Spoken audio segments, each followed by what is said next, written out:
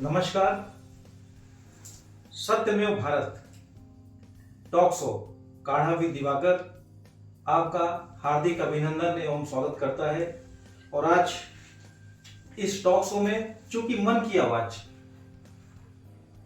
दिल से निकली हुई आवाज, इस टॉक शो में हम लोगों की प्राथमिकता होती है। और आज चूंकि राष्ट्रीय महिला दिवस 13 फरवरी किसकी याद में? भारत कोकिला सरोजिनी नायडू की 147वीं जयंती के रूप में हम लोग मना रहे हैं। और ऐसे व्यक्तित्व वाली हमारी भारत कोकिला, जिन्होंने हमारे देश के बारे में सोचा और भारत की इस मिट्टी से प्यार किया। आज इस दिन को हम राष्ट्रीय महिला दिवस के रूप में मनाते हैं। और आज कानपुर नगर की एक ऐसी विभूति, एक महान शख्सियत जो परिचय की मोहताज नहीं है, आज हमारे बीच में शिक्षाविद, बहुआयामी, प्रतिभाशाली शिक्षाविद, कवयित्री, समाज सेवी, काउंसलर आज हमारे बीच में उपस्थित हैं। मैं उनका हार्दिक अभिनंदन एवं स्वागत करता हूं। और सबसे पहले मैं आपसे निवेदन करूंगा आदरणीय दीदी कि अपना सूक्ष्म परिचय देते हुए हम लोग अपनी बात प्रारंभ करेंगे। सभी को नमस्कार करती हूँ। मैं डॉक्टर सुषमा सेंगर एक कवयित्री भी हूँ और काउंसलर भी हूँ, और समाज के ज्वलनशील ज्वलंत मुद्दों पर अपनी राय रखती हूँ और उसको समाज में लोगों को जागरूक करती हूँ कि समाज में ये गलत हो रहा है, इसको आप रोकिए। जो जिम्मेदार हैं उन तक अपनी बात पहुँचाती हूँ, समाज की बात पहुँचाती हूँ। जरूरी नहीं कि पिछड़े तबके के लोगों को ही समस्या आती, समस्याएं बड़े लोगों को भी आती है। और सबसे ज़्यादा परेशान रहता है मध्यम वर्ग। तो मैं मध्यम वर्ग की समस्याओं को भी उठाती हूँ और जो जरूरी चीज़ें उनमें सहयोग भी करती हूँ। इसलिए मैंने अपने संगठन का नाम साहित्यकार सहयोग संगठन रखा है। तो साहित्यकार सहयोग संगठन जो आपका है, तो वो किस क्षेत्र में काम कराती थी? साहित्यकार सहयोग संगठन इसलिए बनाया गया था कि साहित्यकारों की कोई समस्या होती थी तो उनकी कोई सुनता नहीं है। अब कोई साहित्यकार राष्ट्रपति से पुरस्कार पा चुका, प्रधानमंत्री से पुरस्कार पा चुका, विदेशों में पुरस्कार, लेकिन हमारे यहाँ का ऐसो उसको कोई भाव नहीं दे रहा है। तो उसलिए जब हम 10 साहित्यकार मिलकर किसी अधिकारी के पास जाएंगे कि हम लोगों को अगर अपने शहर में ही सम्मान नहीं है तो हमारे राष्ट्रपति सम्मान का क्या मतलब है, तो हमारी बात सुनी जाएगी। इसलिए सहयोग संगठन बनाया गया है कि किसी को किसी भी प्रकार की समस्या हो तो उसके समाधान के सहयोग के लिए हम हमेशा तत्पर हैं। तो आपके संगठन में सिर्फ साहित्यकार ही आ सकते हैं? समस्या नहीं, कोई भी आ सकता है, कोई भी आ सकता है, ऐसा कुछ नहीं। ये तो बहुत अच्छी बात है। तो दीदी आपका जो मतलब हम साहित्यकार लोग मिलकर उनकी समस्या का समाधान करेंगे। तो आ कोई भी सकता है, लेकिन सहयोग जो है हमारे साहित्यकार बंधु ही देते हैं, धन तन मन धन तीनों तरह से। तो उसमें कितने वर्ष से लेकर के कितने साल तक आपके बीच में साहित्यकार जुड़े हुए हैं? हमारे साथ टोटल जितने साहित्यकार कानपुर के हैं, बाहर के भी जो परिचित हैं, जो जानते हैं, वो सब जुड़े हुए हैं और बड़े मन से सहयोग करते हैं। अच्छा, चूंकि दीदी हम लोग राष्ट्रीय महिला दिवस मना रहे हैं जी, 13 फरवरी राष्ट्रीय महिला दिवस है, और एक अंतर्राष्ट्रीय महिला दिवस भी 8 मार्च को आने वाला है। और चूंकि इस दिन को कई लोग नहीं जानते 13 फरवरी को क्या होता है। चूंकि हमारे यहाँ क्या होता है कि एक कहावत कही गई है, घर की मुर्गी दाल बराबर, इसलिए अंतर्राष्ट्रीय महिला दिवस तो मनाया जाता है। लेकिन जो सरोजिनी नायडू के जो भारत कोकिला थी, मैं कवित्री हूँ, वो भी कवित्री थी, इसलिए उनकी मधुर आवाज के पीछे उनको भारत कोकिला कहा जाता था। 13 फरवरी 1879 को उनका जन्म हुआ था। तो उनके जन्म दिवस को राष्ट्रीय महिला दिवस के रूप में मनाया जाता है, क्योंकि उन्होंने महिलाओं के लिए बहुत काम किए। वो स्वतंत्रता के बाद उत्तर प्रदेश की पहली महिला राज्यपाल थी, कांग्रेस की पहली महिला अध्यक्ष वो बनी थी। उन्होंने महात्मा गांधी के साथ मिलकर सविनय अवज्ञा आंदोलन और नमक सत्याग्रह में सक्रिय भूमिका निभाई थी। इसलिए उनके नाम पर राष्ट्रीय महिला आयोग का नाम दिया, राष्ट्रीय महिला दिवस नाम रखा गया इसका। लेकिन हमारे यहाँ कम ही लोग इसको मनाते हैं, अंतर्राष्ट्रीय महिला दिवस सभी मनाते हैं। तो दीदी, मैं आपके जीवन के बारे में पूछना चाहूंगा कि जो जीवन आपका रहा है तो वो संघर्षमय रहा है। संघर्षमय का तो ऐसा होता है कि हमारे समाज में पुरुष प्रधान समाज है, तो अगर बेटा ना रहे तो लोग सोचते हैं कि बहू भी अपने मायके चली जाए तो जो और लोग हैं उनका हिस्सा बढ़ जाए। मेन मुद्दा यही होता है। तो अगर आप अकेली महिला हैं, पति नहीं है, तो आपको अगर ससुराल में रहना है तो संघर्ष करना ही पड़ेगा। बस ये एक लाइन की बात है, बस वही संघर्ष है और कुछ नहीं। क्योंकि आपकी शादी भी जो है 20 वर्ष की अवस्था में हो गई थी। शादी तो 20 वर्ष की अवस्था में इसलिए हो गई कि हम लोगों के यहाँ जहाँ लड़कियां थोड़ी सयानी होती थी तुरंत शादी कर दी जाती थी। तो 20 वर्ष में शादी हो गई, शादी के बाद 23 वर्ष में बच्चा भी हो गया, बच्चा होने के बाद 28 वर्ष में पति नहीं रहे। उसके बाद ये लगने लगा कि अभी तो 28 वर्ष के मायके वाले भी चाहते थे कि अभी तो 27-28 साल कोई उम्र नहीं, हम शादी कर दे। ससुराल वाले भी चाहते थे कि ये चली जाए यहाँ से तो यहाँ हमारा बोझ कम हो जाएगा। अच्छा, शादी के बाद आपने क्या आपको लगा कि जो है हमें शिक्षा और ज्यादा ग्रहण करनी चाहिए? शादी के बाद शिक्षा मैं शुरू से ही शिक्षा प्राप्त करने की कोशिश करती रही। बचपन से मुझे पढ़ने का शौक था और मेरे बारे में एक बात प्रसिद्ध थी बचपन से कि अगर घूरे पे कागज पड़ा होगा तो वो भी हम उठा के पढ़ेंगे। अच्छा अच्छा अच्छा। हाँ, तो मैंने सन 86 में कक्षा 8 पास किया था। उसके बाद 4-5 साल गुड़िया गुड्डा खेलती रही क्योंकि हमारे यहाँ लड़कियों को कक्षा 8 पढ़ाया जाता था। फिर 89 में मेरी दीदी की शादी हुई तो 91 में उन्होंने अपना भी हाई स्कूल का फॉर्म भरा कसुम दीदी ने, मेरा भी भरवाया। तो इस तरह से मेरा हाई स्कूल प्राइवेट हुआ 91 में। फिर 92 में मैंने घर में जिद करके 15 अक्टूबर को मेरा 11th में एडमिशन हुआ है, हाफ ईयरली एग्जाम के ठीक पहले। तो इस तरह से 93 में मैंने इंटर पास किया और 94 में शादी कर दी गई कि अब बहुत है, अगर मैं इनको बीए में पढ़ाऊंगा तो मुझे लड़का भी इंजीनियर डॉक्टर ढूंढना पड़ेगा। मतलब सोच ये थी कि लड़की ज़्यादा पढ़ेगी तो उससे, क्योंकि हमारे यहाँ ये कि ना पुरुष जो हो वो औरत से 21 होना चाहिए, लड़की से लड़का हमेशा 21 होना चाहिए। तो ये सोच थी कि अगर ये बीए में करेंगी तो लड़का हमें डॉक्टर इंजीनियर ढूंढना पड़ेगा। ऐसे क्या है कि नॉर्मल लड़का देख के शादी कर दी जाए जो कमाते खाते घर का हो। तो इसलिए मतलब ज्यादा हाईली एजुकेशन नहीं कराई गई उस समय। हाँ, ये तो सोच मतलब यही सोच थी उस समय समाज की। हाँ, समाज की कि लड़की केवल चिट्ठी पत्री भर का पढ़ जाए। तो फिर जैसा मुझको याद है कि जो है आपने एक समय ऐसा आया कि आपको जो है दुकान तक खोलनी पड़ी थी। दुकान परचून की दुकान पति के ना रहने के बाद जब घर वालों ने मायके ससुराल वालों ने मदद नहीं की, मायके वालों की मदद पे कब तक जिया जा रहा। तो मैंने आत्मनिर्भर बनने के लिए दुकान खोली थी। 700 रुपए से दुकान खोली थी 5 अगस्त 2002 में।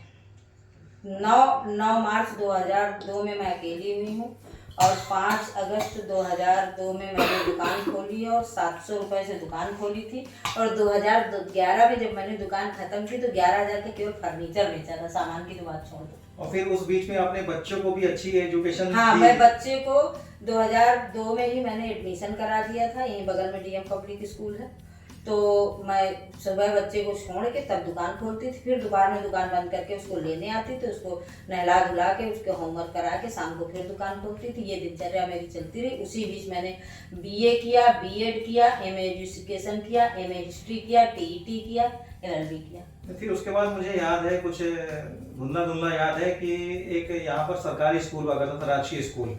तो आपने वहाँ पर निःशुल्क, मतलब आपको क्या लगा कि जो है समाज में मुझको कुछ ऐसा काम करना चाहिए ताकि लोगों का, छोटे बच्चों का जो है भला हो सके? क्योंकि सरकारी स्कूलों में शिक्षा का उस समय बहुत अभाव था। ऐसा था कि तो जब आप- 2008 में मेरा बीएड हुआ जी तो मैंने वो विशिष्ट बीटीसी का डाला जो टीचर की मैंने 9 जिलों से डाला था जो सर्विस था जूनियर का, और उसी समय वो सर्विस चली गई हाई कोर्ट। तो मुकेश कुमार मेश्राम उस समय डीएम आए थे, तो उन्होंने एक विज्ञापन दिया था पेपर में कि जो पढ़े लिखे लोग हैं वो सप्ताह के कुछ घंटे सरकारी विद्यालयों को दें, क्योंकि सरकारी विद्यालय में शिक्षक नहीं है। तो वहाँ मैं प्राइमरी स्कूल में 6 से 8 तक के बच्चों को पढ़ाने जाती थी। वो सब्जेक्ट पढ़ाती थी आप? मैं हिंदी, इतिहास और नागरिक शास्त्र, संस्कृत, मतलब मैथ के अलावा सब पढ़ा देती थी। तो उस समय वहाँ पर एक विज्ञान टीचर भी हुआ करते थे जो शिक्षा दान करने के लिए जाते थे। वहाँ पर एक तो पत्रवाहक थे राम भरोसे, वो विज्ञान बड़ी अच्छी पढ़ाते थे। दिवाकर प्रजापति जाते थे, वो भी हम लोगों के साथ बीएड किए हुए, मुलायम सिंह के भर्ती के जो हाई कोर्ट के मारे हुए थे तो वो भी जाते थे पढ़ाने, और भी तमाम लोग। मतलब एक जज्बा था बच्चों को पढ़ाने का। हाँ, बस ये है कि शिक्षा जो हमने ली उसका सदुपयोग कैसे हो। सदुपयोग कैसे हो, बहुत अच्छा देख रहे हैं आप दोस्तों कि एक नारी के जीवन में कितना उतार चढ़ाव और कितना संघर्ष होता है एक नारी को स्टेबल होने में। तो आज हमारे बीच में सुषमा जी हैं और आप देख रहे हैं कि कैसे कैसे ज्वलंत प्रश्न आ रहे हैं। और आगे मैं चलते हुए तो आप देख रहे हैं कि नारी सशक्तिकरण के लिए हमारी सरकार ही बहुत बड़े बड़े कदम उठा रही है। तो अब और अच्छे से क्या कदम सरकार को उठाना चाहिए कि आप नारियों को उठाना चाहिए कि नारी और ज्यादा सशक्त हो, चूंकि नारी आज चांद तक पहुंच गई है। एक छोटी सी बात आपको बताएं, आप अपनी एप्लीकेशन, जैसे आपके घर में कोई दिक्कत हुई है, पड़ोसी ने कुछ किया, आप राष्ट्रपति को दो या प्रधानमंत्री को दो, आपकी जांच करने कौन आएगा? चौकी इंचार्ज। चौकी इंचार्ज आएगा, और आप सीधे चौकी इंचार्ज के पास जाओगे तो भी चौकी इंचार्ज आएगा। सरकारी जो प्रधानमंत्री, राष्ट्रपति या योजना आयोग, वो केवल योजनाएं बनाते हैं। जो हमारे आसपास के लोग हैं, जैसे हमारा सभासद है, जिम्मेदारी उसकी है कि हमारे मोहल्ले में आशा बहू आ रही है कि नहीं आ रही, किस महिला को, सर्व शिक्षा अभियान चल रहा है, बताओ किस बुजुर्ग को कहा जाता है कि आप नहीं पढ़े तो पढ़ो, कौन सी महिला को कौन ढूंढ रहा है कि कौन पढ़ रही नहीं पढ़ रही, क्यों? क्योंकि अपनी तरफ से ढूंढने थोड़ा कोई, आप सभासद हो तो आप किसी के दरवाजे कब आते हो? आप किसका, आप मुख्यमंत्री योगी आदित्यनाथ का प्रतिनिधित्व कर रहे हो। यहाँ पर आप जो सभासद है वो योगी आदित्यनाथ है, तो वो हमारे दरवाजे कब आता है? तो योजनाएं बनती तो है कागजों पे, लेकिन नीचे आते आते वो जनता तक पहुंच ही नहीं पाती। इसलिए सशक्तिकरण के लिए सरकार और समाज तभी करेगा जब जो जरूरतमंद है उसके पास जो जिम्मेदार व्यक्ति है वो पहुंचे। जो जिम्मेदार व्यक्ति है वो पहुंचता ही नहीं। आशा बहू बना दी गई है, एएनएम बना दी गई, किसी के घर में आप उनको ढूंढिए, उनको पता ही नहीं किसके घर में कौन सी महिला प्रेग्नेंट है, कौन सा छोटा बच्चा है, किसी के घर नहीं जाएंगे। वो अपने सेंटर में बैठी, आपकी गर्ज पड़े तो जाके इंजेक्शन लगवा लो। और गाँवों में यही चीज है कि वो घर घर आती है। मतलब जो भी शहरों में योजनाएं सरकार द्वारा चल रही है महिला सशक्तिकरण के नाम से, हाँ, तो आप वो जमीन पर नहीं है, जमीनी स्तर पर बिल्कुल नहीं है, बिल्कुल नहीं। तो इसका मतलब क्या सुधारात्मक दृष्टि से इसमें क्या होना चाहिए फिर? जो है जो लोग लगाए गए हैं वार्ड में, जी, उनको एक दिन एक इलाके में बैठ के कैंप लगाना चाहिए कि आज हम इस चीज का कैंप लगा रहे हैं, और जो जो जरूरतमंद है वो, जैसे आपके मोहल्ले में वो आए, आप दिवाकर प्रजापति हो, आपको मोहल्ले के बारे में वो आपको बुला लें तो आप बता दोगे कि हमारे मोहल्ले में किसको क्या समस्या है। और जब आप एक बार बताने जाओगे, लोगों से बताओगे, तो लोग दोबारा खुद आपके पास आएंगे कि हमारी ये समस्या बता देना मत। तो इसलिए कि मोहल्ले, हम लोग जब कमर बांटने जाते तो यही करते, मोहल्ले में पता करते कि कौन आदमी ज्यादा टहलता घूमता है, उसको पकड़ लेते, पूछ लेते जरूरतमंद कौन, उसका नाम लिखवाओ। ऐसे कमर बांटने जाओगे, सब खड़े रहेंगे, आप किसको दोगे? तो वही चीज ये है कि हमारा जो पार्षद, हमारा विधायक, वो आता ही नहीं, और आता भी नहीं, और जनता दरबार भी नहीं लगाता, कब लगाता कब नहीं लगाता पता ही नहीं चलता। पार्षद न पार्षद न विधायक। अच्छा, विधायक भी मतलब मोदी जी तो हमारे जनता दरबार लगाते रहते हैं, मोदी जी लगाते रहते हैं, योगी जी लगाते रहते हैं, अपने डीएम लगाते हैं, डीएम लगाते हैं, कमिश्नर लगाते हैं, लेकिन थाना दिवस चलता है। आपको पता है थाना दिवस किस दिन होता है? नहीं, हमको तो नहीं मालूम चलता। अब आप बताइए, आपका बगल में थाना है 500 मीटर की दूर पे, आपको नहीं पता थाना दिवस कब लगता है? और जबकि यहाँ पर जो है एक वो बीट पुलिस अधिकारी बनाया गया है कि जो घरों घरों जाके पता करे किसको कैसा। आपको पता ही नहीं होगा मेरा बीट पुलिस अधिकारी कौन है। हाँ, हमको नहीं मालूम है। अब आप इसी से समझ लीजिए कि योजनाएं कहाँ जा रही हैं। सरकार तो बना देती ना, उसका पैसा भी भेज दिया उसने, लेकिन तुम्हारे पास आई। अब जैसे अपने यहाँ पिंक टॉयलेट की बात ले लीजिए। हाँ, पिंक टॉयलेट का बहुत पिंक टॉयलेट गाँव में जो है हर घर में बन गया। क्यों? वहाँ का जो प्रधान है वो गांव का है और गांव के लोगों को पता, वो पता कर करके हर घर में उसमें 6,000 रुपये पहले आते हैं, 6,000 रुपये बनने के बाद आते हैं। तो वो जिसको 6,000 मिले, 12,000 में कोई टॉयलेट नहीं बनता, लेकिन 12,000 सरकार ने दिया है तो 12,000 आदमी खुद लगा ले। हमारी एक संस्था है शकुंतला देवी राज शिक्षा देवी संस्थान, बेटी बचाओ बेटी पढ़ाओ की, उसमें उपाध्यक्ष हमारे आदरणीय पीयूष मिश्रा जी हैं। जी जी। तो उन्होंने और पूरे संगठन ने मिल करके कई सारे जितने भी कानपुर के विधायक हैं और जो है मंत्री हैं, सबको ज्ञापन जाकर के दिया कि हमारे कानपुर नगर में पिंक टॉयलेट होना चाहिए, महिलाओं की निष्ठा, सुरक्षा, स्वच्छता के लिए।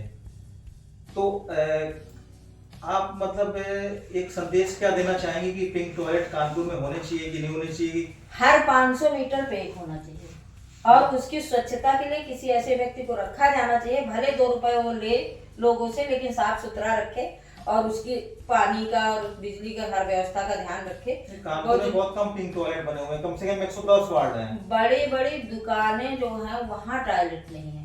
नवीन मार्केट वगैरह में चले जाए, एक आध है में तो इतने गंदे हैं कि महिलाएं अगर जाती है तो घर से जाती है तो लौट के फिर घर ही आना पड़ता है। अच्छा दीदी, जैसे जो है कोई महिला बर्रा में रहती है, हाँ, और उसको फजलगंज जाना है, और बेचारी वो चली, तो पुरुष तो कहीं पर भी जाकर के निर्वत हो जाते हैं। नहीं तो उसके लिए सुलभ है, ऐसा नहीं कि सुलभ नहीं है। लेकिन महिलाएं कहाँ पर जाएंगी?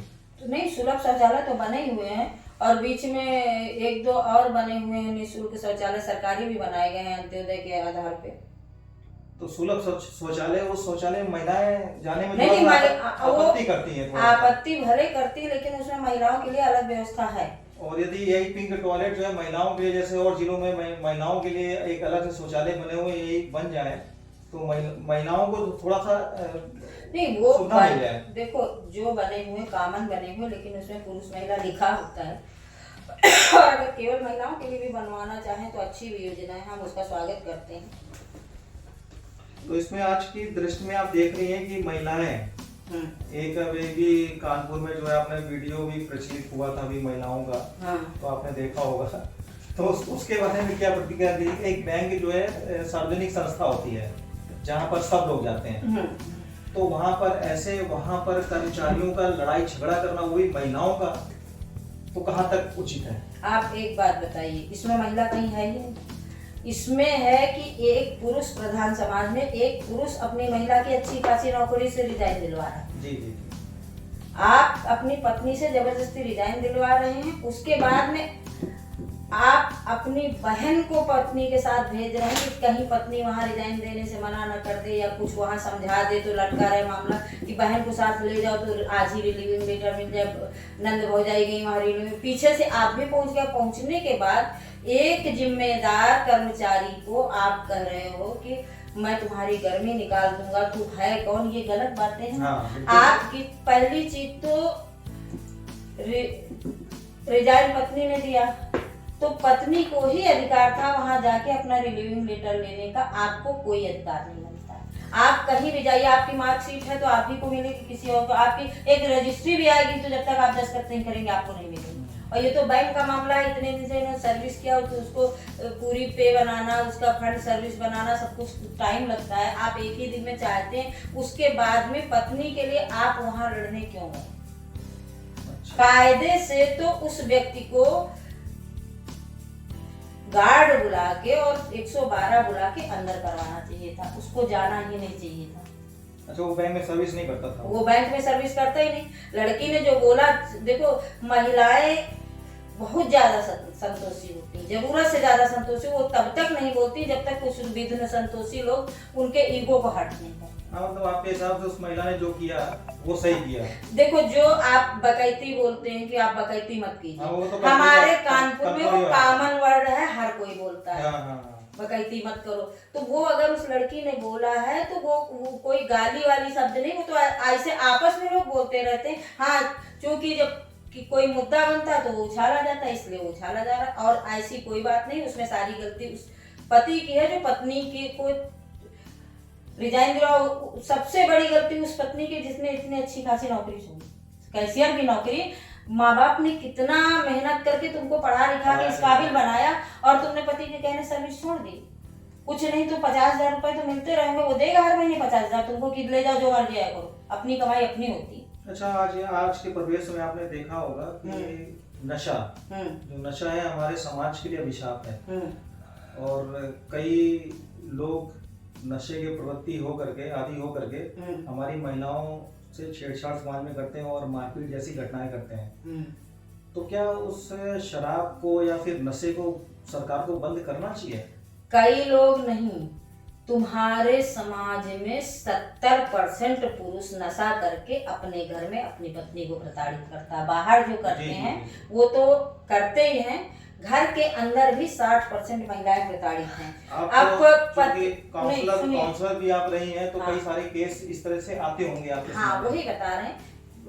सरकार ने मुलायम सिंह के जमाने में पान की दुकान की तरह हर 500 मीटर में देसी ठेके खुलवा दिए। अच्छा, मुलायम सिंह के समय में हुआ? हाँ, हर 500 मीटर में आपने देसी ठेके खुलवा दिए, तो जो नहीं पीता वो भी एक आदमी ले रहा है, चलो आप चलो थोड़ी ले लो, थोड़ी से कुछ नहीं तो दवाई होती।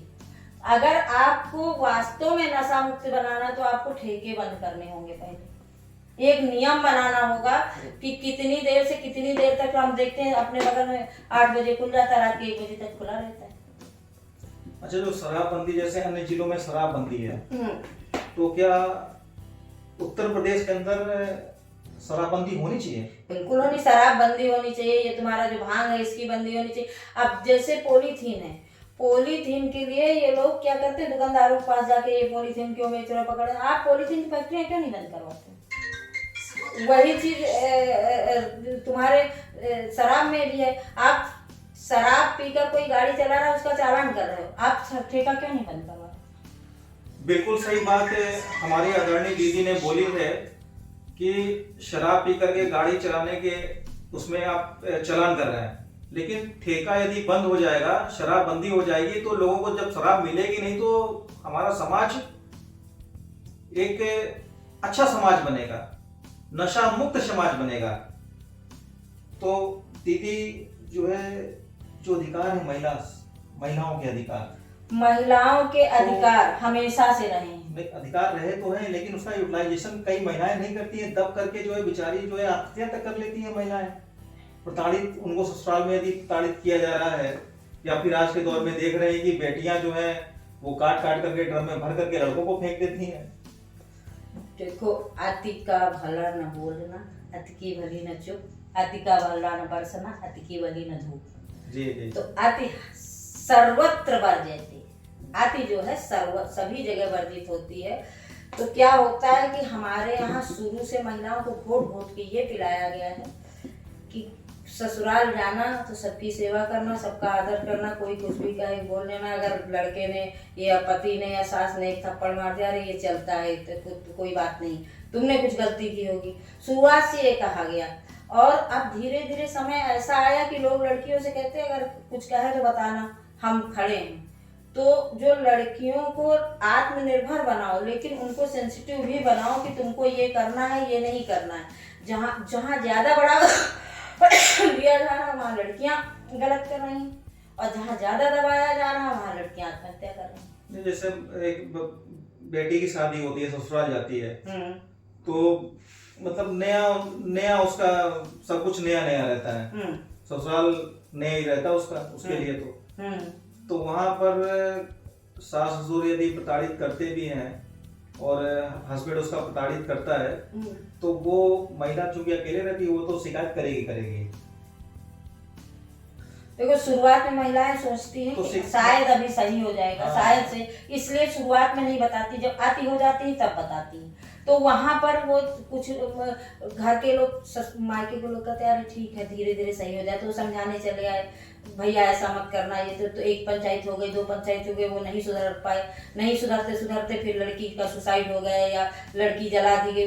और दूसरी तरफ ये है कि लड़के वाले लड़की वालों पे हावी हो जाते। लड़की को शुरू से ऐसा समझाया कि एक बोले तो 4 बोलना, मैं निपट लूंगा। हाँ, तो ये चीज मतलब संस्कारों की कमी है, संस्कारों का अभाव है ये। तो इसीलिए कहते हैं कि घर- आति सर्वत्र वर्जयते, मतलब आति जो है सब इतना सिखाओ। वो कहते हैं बीड़ा के तारों को इतना ना खींचो कि टूट जाए, और इतना ढीला भी ना करो कि ना बजे। नहीं तो कहीं हद तक जो है मायके वालों को समझाना चाहिए अपनी बेटी को, बेटा जो है हाँ यदि मैं तुम्हें ससुराल भेज रही हूँ तो वहां पर सबका ख्याल रखना। हाँ। और जो जो मतलब हमने शिक्षा दी है, वो संस्कार दिए हैं, उसको भूलना नहीं। हाँ, तो जहाँ ये हो रहा वहाँ लड़कियां अच्छे से रह रही, और जहाँ ये नहीं हो रहा वहाँ शादी के 1 महीने बाद शादियां टूट रही, वो कोर्ट में जा रही, 20 लाख रुपए अनुमति मांगने लगती जाती। तो आज के परिवेश में जो है कितने % रिश्ते बन रहे हैं और कितने % रिश्ते ऐसे बिगड़ रहे हैं, क्योंकि पहले का दौर दूसरा था। पहले जो बेटियां थी वो एडजस्टमेंट कर लेती थी। 70% रिश्ते बने हुए हैं, 30% हैं जिनमें डिस्प्यूटेड हो रहे हैं, और होता है 40% में तो कोई दिक्कत नहीं है, वो अपना जैसे तैसे काट लेती। 20% ऐसे होते कि जब बिगड़ने लगते तो घर परिवार नातेदार रिश्तेदार काउंसलिंग सेंटर से करके वो बना दिए जाते। 30% ऐसे हैं जिसमें लड़के या लड़की दो में से एक ये कहता हमें सुनना ही नहीं, आप कुछ कहना चाहते हो हमें मानना ही नहीं, हमें करना ही नहीं, हमें इसको रखना ही नहीं, हमें इसके साथ रहना ही नहीं, आप कुछ भी कर लो।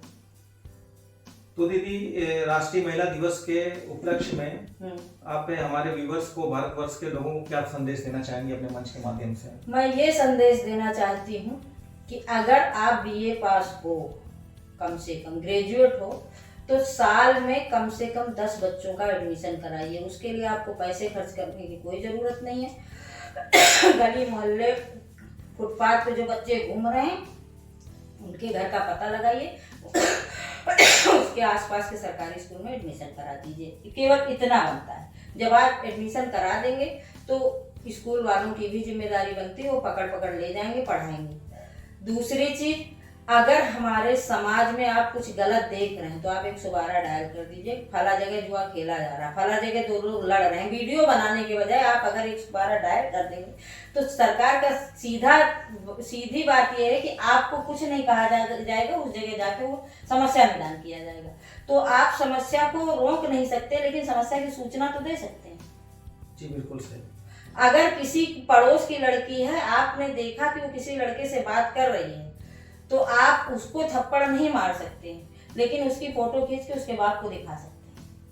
ये मैंने देखा है, ये आपका रिश्तेदार है, आपका भाई है, आपके चाचा का लड़का, कौन है मुझे नहीं पता, ये लड़का इनके साथ जा रहा था, हो सकता है आपका रिश्तेदार ही हो, लेकिन मुझे लगा कि पता नहीं कौन है, इसलिए मैं गया। तो उससे क्या होगा कि हो सकता है कि पड़ोसी आपका एक बार कहे कि तुमसे क्या मतलब, लेकिन वो अपनी बेटी से जरूर जाके पूछे, क्योंकि उसका ईगो हर्ट करेगी कि मेरी बेटी को ऐसे कहे है। वो आपसे भले लड़ाई लड़ ले, लेकिन वो अपनी बेटी पर का ध्यान जरूर रखेगा।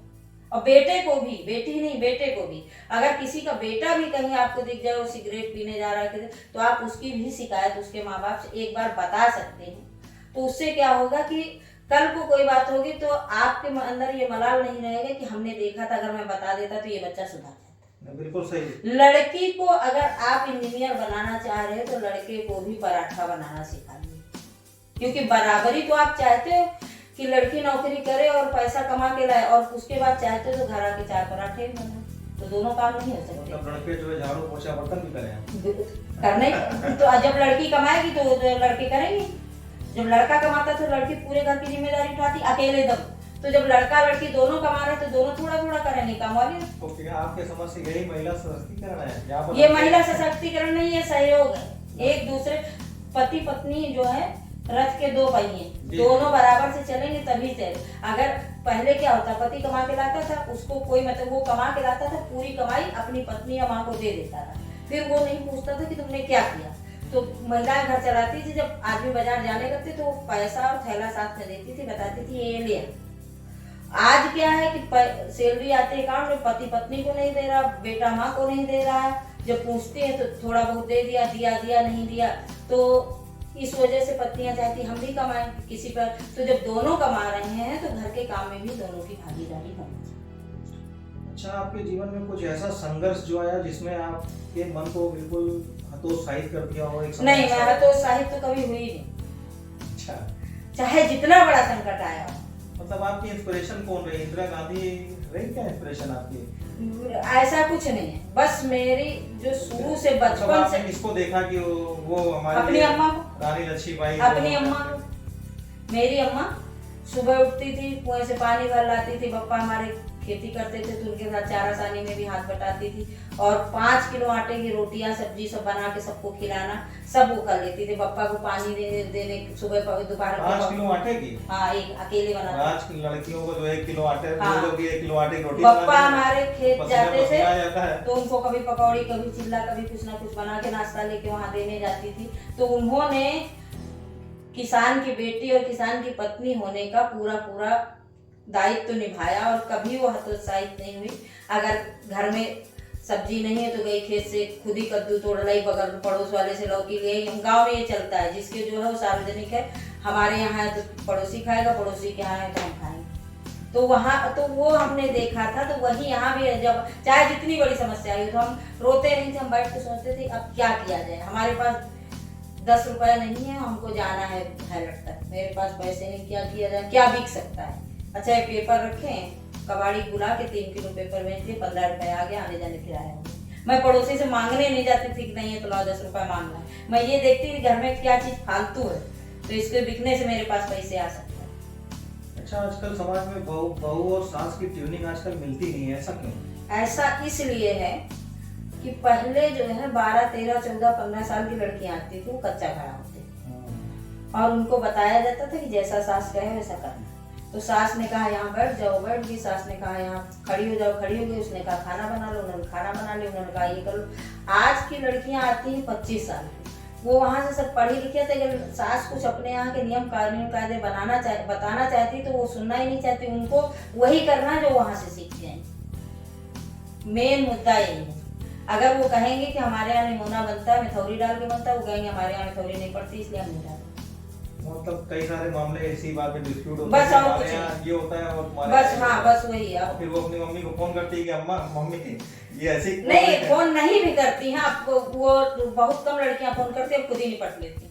अच्छा, आज की लड़कियां खुद निपट लेती। रानी लक्ष्मीबाई बन मुझे नहीं करना। पहले की और लड़कियां क्या करती थी, सास से कहती थी मतलब कहीं जाना आना तो बड़े उससे जाना है भेज दो। आज तैयार होके निकल जाते हैं, कहो बताएं कि हम जा रहे हैं वहाँ, कहो ना ही बताएं। चलिए, आज का दौर है ये 2026 नव भारत का डिजिटल इंडिया का दौर है। यहाँ पर तो महिला सशक्तिकरण के नाम से महिलाएं बहुत बढ़ भी रही हैं और जो है अपने आप को जो है रानी लक्ष्मीबाई बना रही है। बहुत अच्छी बात है ये कि हर महिला को रानी लक्ष्मीबाई होना चाहिए, हर महिला को सरोजिनी नायडू, भरत कोकला जैसा बनना चाहिए, हर भारत की महिला को इंदिरा गांधी जैसा बनना चाहिए, हर भारत की महिला को कल्पना चावला जैसा बनना चाहिए। बहुत अच्छी बात है। और हर भारत की महिला को हमारी दीदी सुषमा सिंह जैसा भी बनना चाहिए। इन्होंने कितना संघर्ष को दौर से निकल करके अपने आप को समाज में स्थापित किया और एक महान कवित्री के रूप में समाज में आई और समाज सेवा के नाम से लोगों को हर संभव मदद, चाहे पैसे से हो चाहे किसी भी चीज से हो, तन मन धन से हर तरह से मदद करती हैं। और कुछ खट्टी मीठी बातें भी हुई, संघर्ष की बातें हुई, महिलाओं की बात भी हुई और बहुत अच्छा लगा। और आप हमारे शो में आए, इसके लिए मैं काढ़ा विद दिवाकर बहुत बहुत हार्दिक स्वागत करता हूं। और इन्हीं शब्दों के साथ मैं अपनी वाणी को विराम देता हूं। जय हिंद, जय भारत,